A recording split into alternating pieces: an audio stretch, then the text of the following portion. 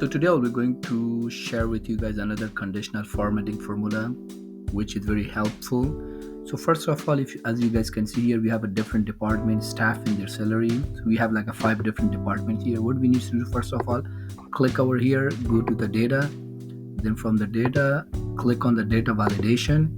So then here from the allow any value, click here, go choose list and type here your all those departments. So we have 5 departments as you guys can see here. So just type those departments and okay, and come over here. You see where all departments they are created. So next what you need to do, select this whole thing here, then go to the home. From home, go into the conditional formatting, select new role. So from new role, come over here, select this last option, use a formula to determine which cells to format. Click here, then click here, type this formula,